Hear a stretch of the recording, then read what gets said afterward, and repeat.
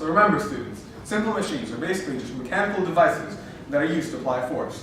The reason they are called simple machines is because they are the fundamental building blocks of many of our modern complex machines. The ultimate goal of simple machines is to provide mechanical advantage, or leverage, which would allow us to exert less force than would otherwise be required.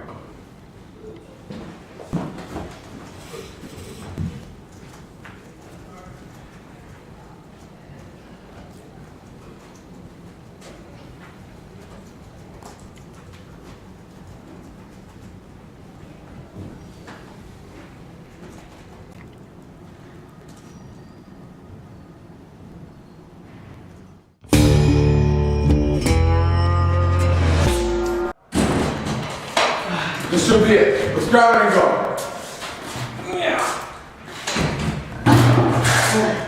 Dang, ese, this meth is mucho heavy.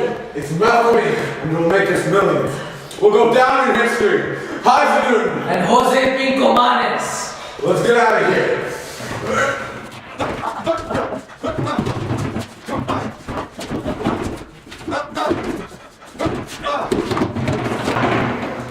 I got it. I'm inclined to think that it's really so plain and simple. What do you mean? As a preface to this lesson, we will be introducing the concept of work. In physics, a force is said to do work when it acts on an object and there is a displacement of the object from where the force was initially applied in the direction of the force. If you do not move the object, work is not done. This man over here has done work because his object has moved 10 meters. This man has not. When you lift a suitcase from the floor, the work done on the suitcase is the force it takes to lift it times the displacement of the object, as shown in this formula. Okay, so an inclined plane is any surface that is tilted at an angle and is commonly referred to as a ramp. They're used to reduce the force necessary to move an object by increasing the displacement required. So as you can see, we can use an equation, work equals F net times delta D, where F net represents the net force and delta D represents the displacement, to our advantage, as shown in these examples. So let's say we have something really heavy, like 50 kilograms, and we have to move it along this amount of displacement. Well, as by our equation, it would require a lot of work, because if delta D is kind of small, then the amount of force required is really high.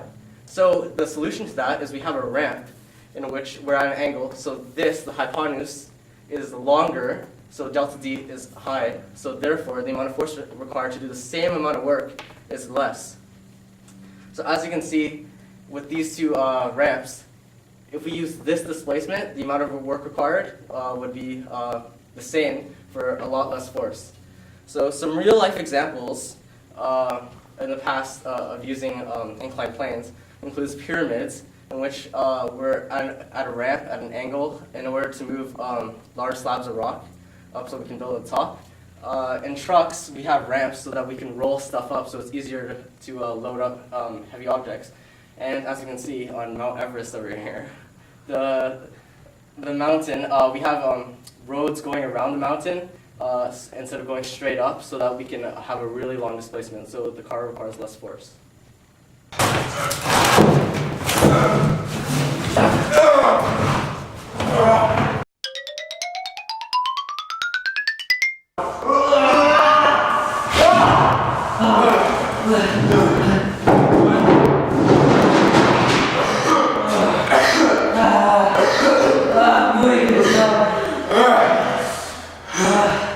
Man, what is this stuff again? See for yourself. Just read the label. It's too dark. Here, use a spark lighter I stole from my lab 317.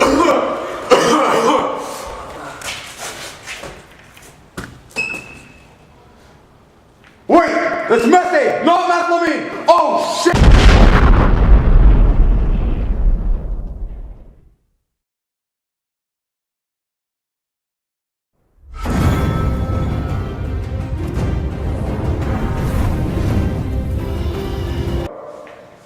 Joseph, please, I beg of you, be merciful. He is a good and honest man and will never betray us. Your sweet words have touched my heart. Bring in the prisoner!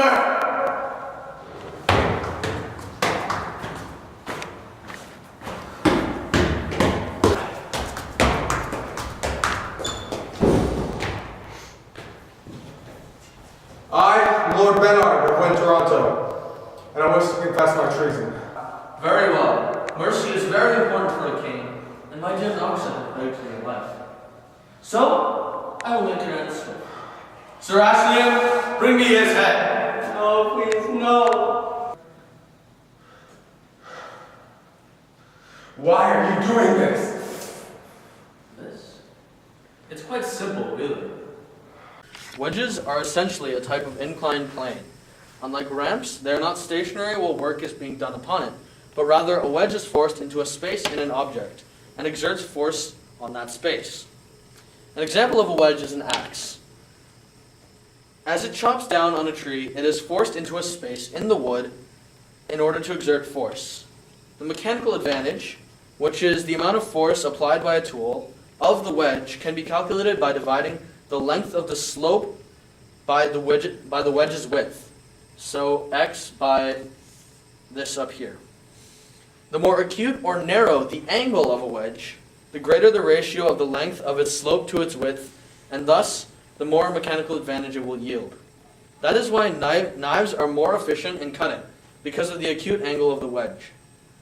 So this wedge over here with angle theta and length y will be more efficient than this wedge here with angle beta and length x, because it's both longer and the angle is smaller than angle beta. Wedges are primarily used on soft materials such as wood and soft tissue. So you see, Lord Bernard, that's all there is to it. Carry on, Sir Aashim.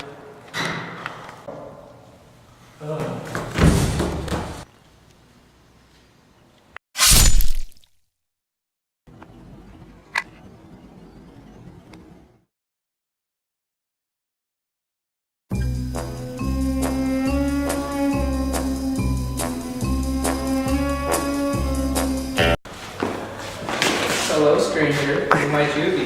My name is Bonnie. Jim, Bonnie. I'm here to see Dr. Yao, but that, of course, can wait.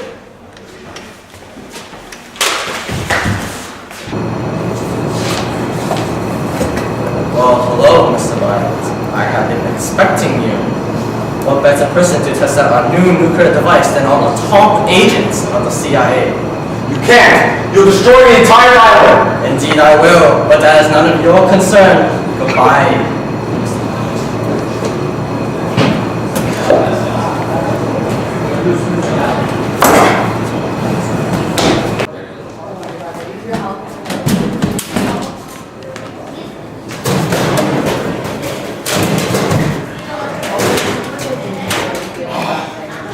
If I can't figure a way out of this event, I'm screwed. Screws are essentially just another type of inclined plane that travels in a circle around a center point. Similar to inclined planes, it reduces the force that's necessary to move an object through another object or substance by extending the distance that is required to move the object. The motion as the screw is turned is rotational, and it spins around a central point as you unscrew it. And the screw converts this rotational motion into linear motion. Since if we rolled out all the threads in a screw, it would be a really narrow inclined plane. So the amount of energy required, or the amount of net force you have to apply is a lot less. Just imagine unrolling this, and it would be really, really long going across. The screw has many applications, mainly as a fastener to hold materials together because of its unique properties.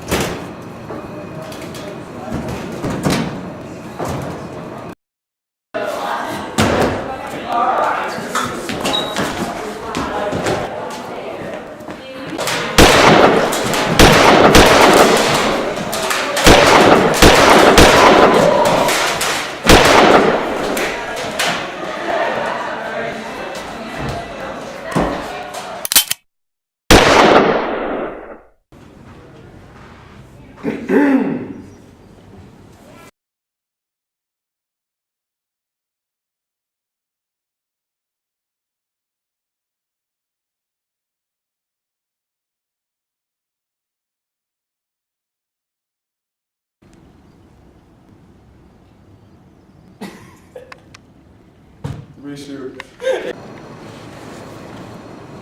Well, hello, Mr. Barnes. I have been expecting you. What better person to test out the... So long, Mr. Barnes.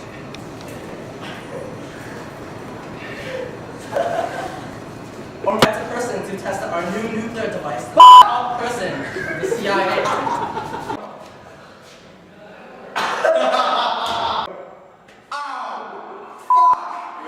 Aashim, you idiot! No, I told this. Guys, I may have caught.